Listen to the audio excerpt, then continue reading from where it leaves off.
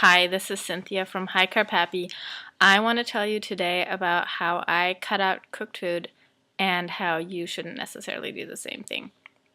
So, initially, when I started to really carb up and eat enough at every meal and recover from my eating disorder, that was in September of last year. And I started out thinking, well, I should really eat only raw food. And I tried that, and it worked okay, but I ended up being kind of hungry and kind of deprived. And so then I started watching Freely and Harley's videos, which I hadn't even watched for a long time because I used to go on 30 bananas a day, and I found it super annoying how people were so anal about every single thing, and no green onions, and no chili peppers, and no garlic is poison, and all this kind of stuff. And I just felt like it was just too intense and too orthorexic for me, and I just couldn't. It was just not the right kind of thing for me. I know a lot of people, they really enjoy it, and they're really strict about it, and that's really awesome, but you've got to be honest with yourself about who you are. And I was being honest with myself that I was somebody who tended to make things so restrictive and so difficult for myself that I set myself up for failure. So I didn't want to surround myself with that kind of stuff. So when I saw that, wow, they're saying like you can eat rice and you can eat potatoes, and oh my gosh, that sounds crazy. That sounds amazing. This diet's going to be like a piece of cake if I can eat that kind of stuff.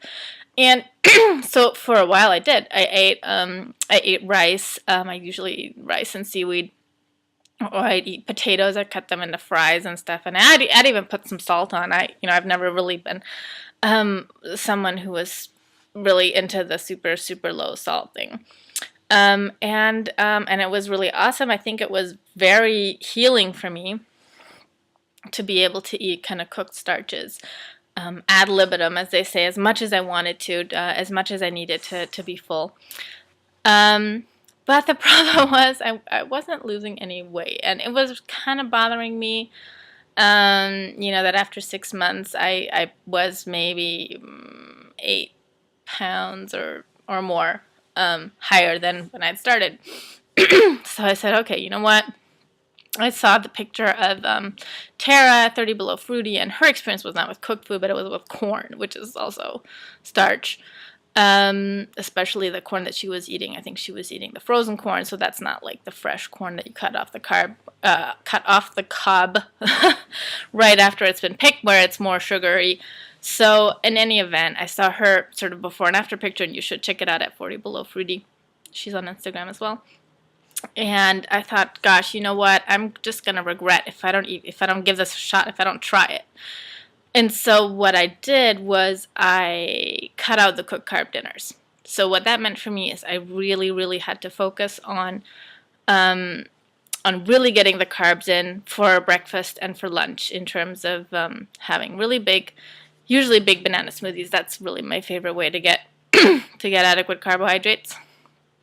And that worked fine.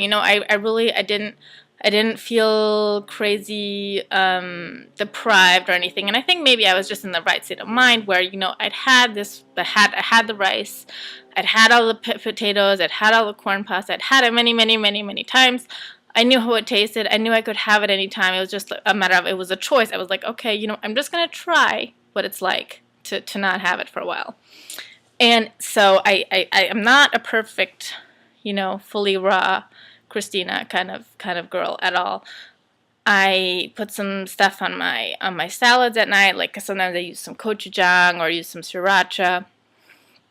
I use maybe half an avocado once in a while, but so I'm not perfect in terms of salt intake, but I wasn't before either. And I dropped almost 10 pounds, and I'm feeling leaner, and that was pretty much after 3 weeks. So I'm going to continue with that. But here's why I don't recommend that you immediately drop everything and try that as well. And the reason is that some people do awesome eating cooked carbs. If you look at Rice and Raw, Sasha from Rice and Raw, like she eats a ton of cooked carbs. And she looks amazing. You know, Frida looks amazing. There's lots of people that look amazing. And you know what? It's so much easier if you can eat some cooked carbs. So why not try it out and see if you can make it work with the cooked carbs? And actually, to tell you the truth, I've been kind of on a McDougall binge where I'm watching all his videos, and maybe that's kind of a secret way to satisfy my cravings for cooked carbs or something. I don't know, but there's plenty of evidence that it's super healthy to eat a starch-based diet. So try it out with starch, and then if it doesn't work, I don't know. My theory is that there's something that happens when you're dieting just for too long, when you're in the claws of an eating disorder for too long, that fruit is more healing for. I don't know. It just seems to be that a lot of people that have been really diseased for a long time, or that have been really restricted in their food intake for a long time, they do well on fruit. But people who just maybe dieted and restricted and binged for just a couple years, maybe they're gonna be fine on starch, and it is easier in this world. So that's why I would recommend, you know, easing into it when you transition. Don't go straight to the strictest 80-10-10, because why restrict yourself more than you have to? That's always kind of my motto. So those are my thoughts for this video. Let me know yours by putting a comment down below, and I'll see you in your next video.